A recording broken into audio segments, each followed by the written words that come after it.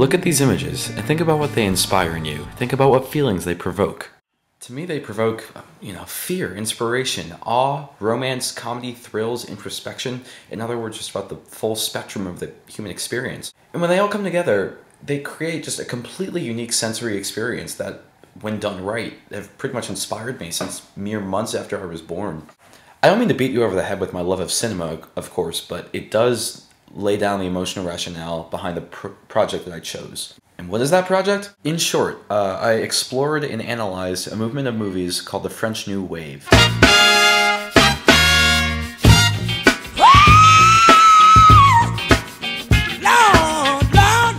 Similar to the way in which the Renaissance absolutely, revolutionized European thinking, learning, art, architecture, culture, French New Wave did this for the way in which cinema is understood and created. Not just in France, I think the world at large, actually. French New Wave made its mark in a relatively short 11 years. It hit its stride between 1958 and 1969. This is due to the efforts of hugely creative, hugely intelligent, but most importantly, hugely fun artists. Even if you don't, care for film, and especially if you don't care for French film, the French New Wave was still an utterly original burst of creativity whose impact can be felt to this very day. It was always just this towering, period of time in which all these films that I knew about came about, but yet I had never really seen any of them. Now, here's exactly what my project entailed. I looked at the history of the French New Wave and I determined about 20 films that were significant to the era that I wanted to explore and watch. To great lengths to buy or at least, rent and download all of them. And I took diary entries, ranging from half a page to a full page on just about all of them, explaining to myself, and thus to Miss Seitz,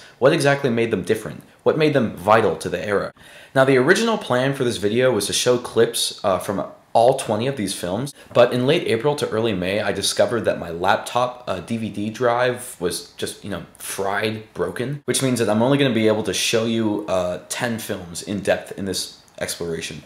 Now, enough talking from me. Let me take you through the films. The movement was started off by a relatively unassuming crime thriller called Elevator to the Gallows in 1958. It's a relatively straightforward plot about a man and a woman who plan to murder her husband and run away together. But this is a revolutionary film with regards to the relationship between what's on screen and what's in our ears with the music. Observe.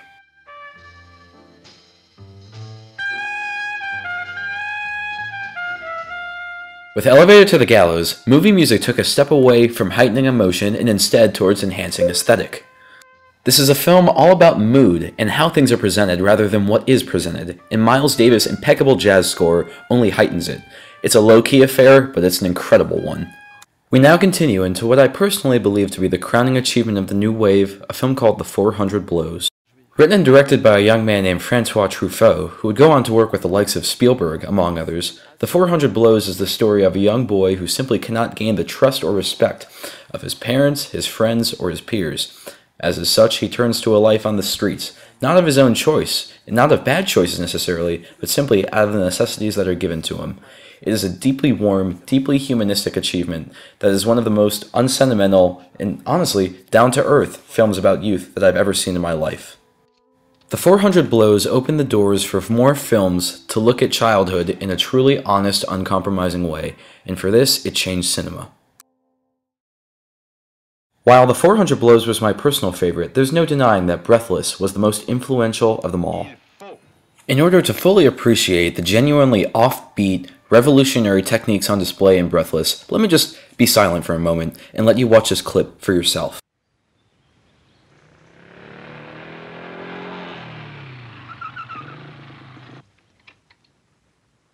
Ne bouge pas ou je te brûle.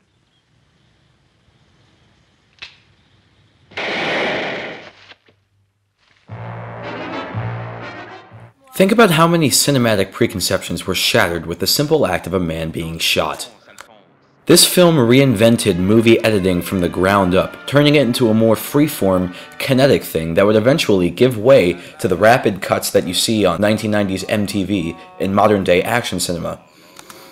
And now for one of the more experimental works in New Wave history. One day they came to select a new guinea pig among the prisoners. He was the man whose story we are now telling. La Jetée is a 27-minute short film told entirely in black and white still photographs. Told in a post-apocalyptic underground Paris, it's the story of a man who is sent back in time to try and prevent future crises from happening. Despite its brief runtime and fantastical concept, La Jetée still raises a lot of very pertinent questions about time, memory, and the rapid advancement of life on this planet. Its blending of science fiction and social commentary was later an admitted influence on a little television series called Star Trek, released only 3 years later. Shockingly enough, the New Wave didn't produce much in the way of romantic cinema, but Jules and Jim is definitely an exception. While yes, the film does focus on a love triangle between Jules, Jim, and Catherine, it does not do so in a particularly sentimental, sappy way. Indeed, Jules and Jim seems to exist at some sort of intersection between naturalistic reality and the heightened emotions and techniques that cinema allows. Martin Scorsese has cited the dynamism of this film as an influence on his classic Goodfellas. There's a very self-conscious style and aesthetic going on here, but at the same time, it's used to capture a moment of genuine emotion, genuine liberation, much like the movement itself. With Vivre sa vie, the director of Breathless, Jean-Luc Godard, turns his eye away from a sort of raucous, mob-related fun and towards a more socially commentative, introspective drama. The film focuses on Nana, a well-intentioned young French lady who has to turn to prostitution to financially support herself. The film was made as a direct response to the mental and physical constraints that men tended to impose on lower-class French women at the time. As is such, Vivre sa vie is not just an important cinematic landmark, but also an important social one as well. By this time, New Wave filmmakers seem to self-reflexively notice a fairly negative tone in much of their work. As is such, Jean-Luc Godard made Band of Outsiders, a film that isn't quite a mob comedy, that isn't quite a love triangle, but instead is something all its own.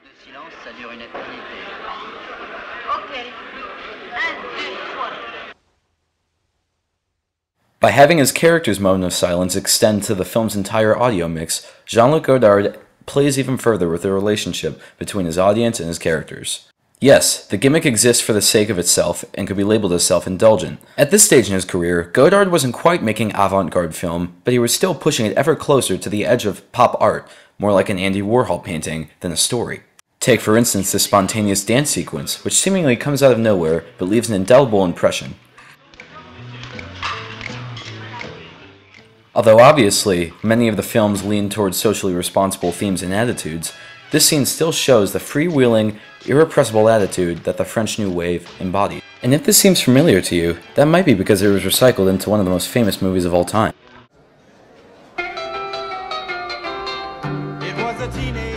Although both Pulp Fiction and Quentin Tarantino continue to divide audiences at large, it is worth noting that many young cinephiles are aware of the French New Wave because of this precise scene. The Umbrellas of Cherbourg represents a large experiment for the New Wave as well, although not because of how daring it is, but rather because of how traditional it is. This is an old-timey musical, espousing the values of love and commitment.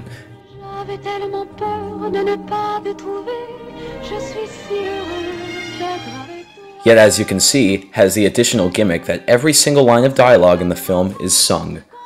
While I confess that among the films that I had to watch for this project, this is among my least favorite, this remains one of the most popular films not just of the French New Wave, but all of French cinema. It's certainly less serious and substantive compared to other films covered in this project, but then again, isn't variety the whole point of the New Wave?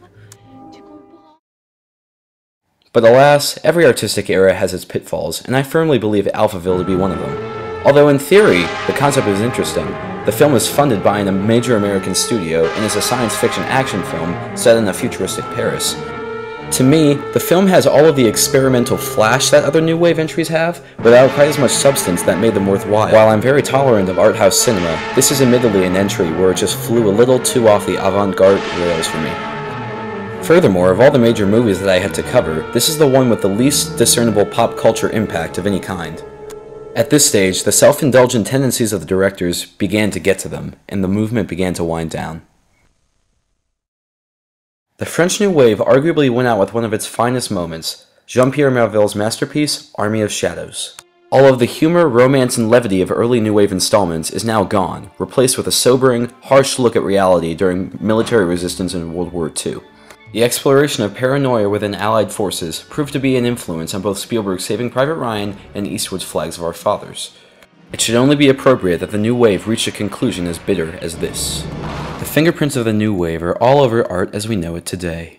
I hope my video has demonstrated this, and perhaps compelled you to check these out for yourself. Because of this project, and because of these films at large, the passion that I've held all my life is now even deeper.